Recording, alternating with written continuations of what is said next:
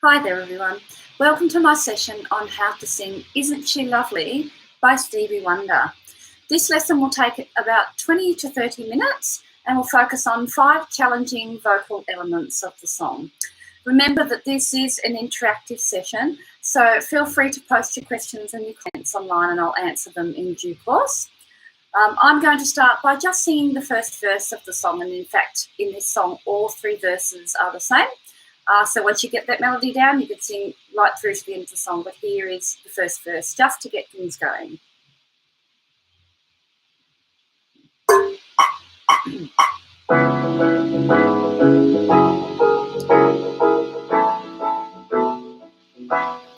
Isn't she lovely? Isn't she wonderful? Isn't she pretty? Less than 1 minute, oh, I never thought true love would be making one as lovely as she. Isn't she lovely, made from love? First vocal challenge is probably right at the end of each verse, and at the end of each verse there's a very low note. We're singing currently in the key of E, which is the original key that Stevie Wonder does it in.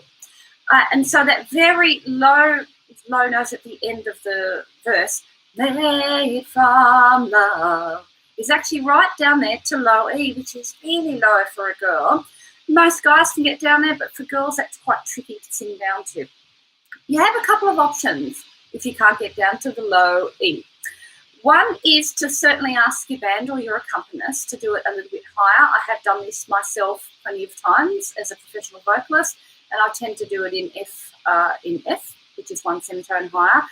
But if you're not willing to do that, or you're happy to sing right down there to low E, you can certainly do it in E. The other thing to possibly consider is singing that an octave up. I've heard some wonderful vocalists that actually sing that end note at the end of the verses actually up an octave, so it sounds a bit like this: made from love, rather than made from love. So it's up to you whether you want to go love, oh love. And you might want to do something a bit different with it, and you might want to sing maybe the first time low and the second time higher. The main thing is that it comes out comfortably and consistently well. If you're really scraping down to that low E, then give it a miss and sing it comfortably in your higher register up an octave. If you think you can really nail that low note down to low E, then go for it, because it's a lovely way to end the melody.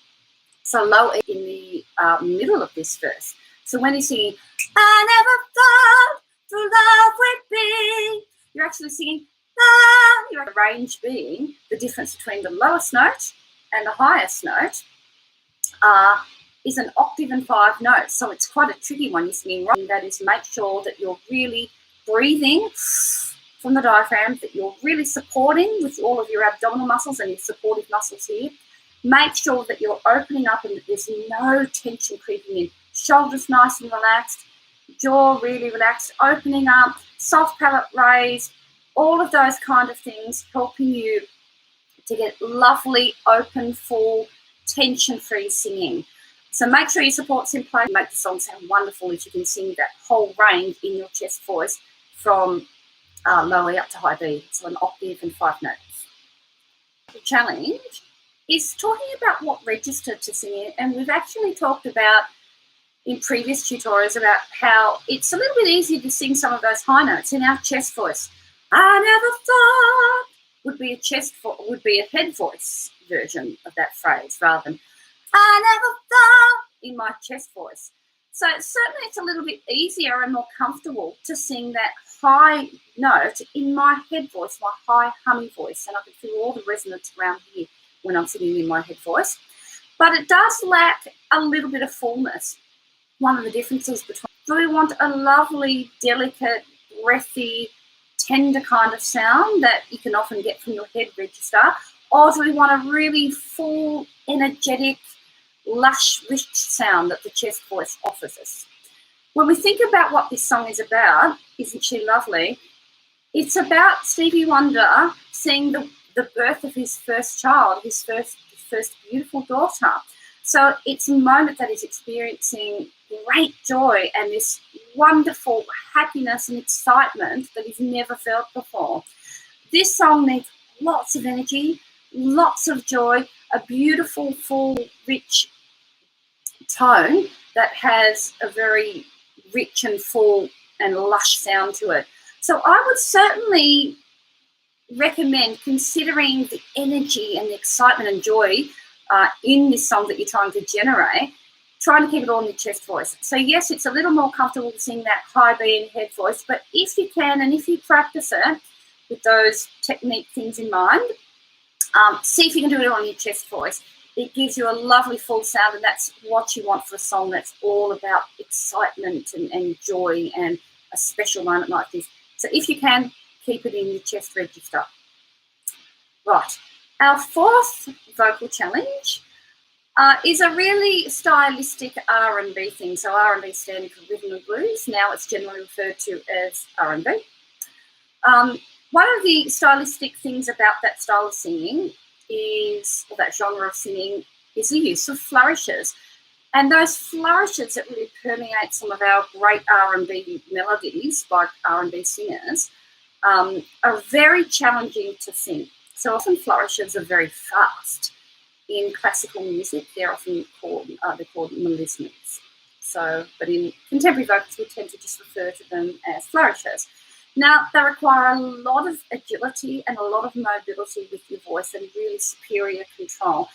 Like anything in singing or anything in music, anything that's hard like that, practice it slowly. So if you're aiming for a little flourish on the word lovely, which Stevie Wonder does, you could go, isn't she lovely, lovely. First thing is to slow it right down. Lovely, lovely. Make sure that you can hear the notes very clearly in your head, that you can imagine the notes and you know what you're singing. As the flourishes become faster and more complicated, it can be tricky to really internalize what pitch you're singing. So make sure you can imagine very clearly what the pitches are in your run of notes in the flourish. Then practice it nice and slow. Nice and slow, and then gradually speed it up. Lovely, lovely, lovely. And then put it together as part of the phrase. Isn't she lovely? And then when you can do that, then you can move on to the rest of the song and you can add those flourishes throughout. So be clear about what you're singing. Practice it slowly first and then practice. Lovely, lovely. If you're starting to close down your vowel sound or morphing into another vowel sound, you're going to lose the quality of the flourish. Keep your vowel sound exactly fantastic. So make sure you don't close down your vowel sounds or transition too early to a different vowel sound for your flourish or maximum impact. The other thing you can also do with flourishes is simplify them or sing them in different ways. One of the things I do recommend is when you listen to another singer's flourishes and you think, wow, that's an amazing flourish by Stevie Wonder or Beyonce or whoever your favourite R&B artist is, even if you love it and you practice it, sometimes their flourishes just don't sit well with your voice. So do make sure that you feel comfortable about changing the phrase to suit your natural tone and phrasing and articulation and everything else that feels natural with your voice. Feel free to change the flourish so that it suits your voice. Sometimes it doesn't matter how much you practice, you can't get your voice to maneuver between another person's flourish. And you're really just jazzing up or elaborating on the melody. So you can certainly improvise there and you can certainly make it different than your original singer. So make sure you change it up if you're lovely, lovely, whichever you want to do. Try it, see what sounds really, really, really nice. Throw the others out the window and don't be afraid to make lovely. You can actually play around with phrasing. The articulate, take a breath, pause a little bit between the words, cut a long note, or you can hold it off. Lovely.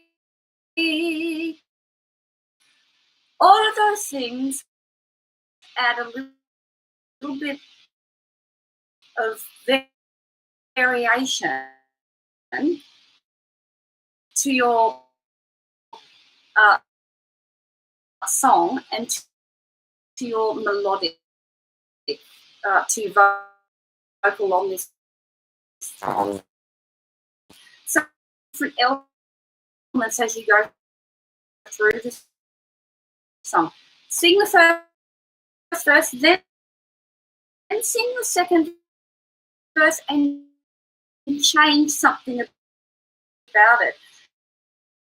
You might do a little flourish, you might introduce more vibrato, you might hold on your long notes a little bit longer. Or you might build it up in terms of dynamics.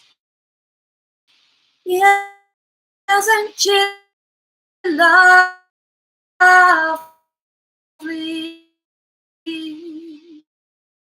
So you might even do a crescendo and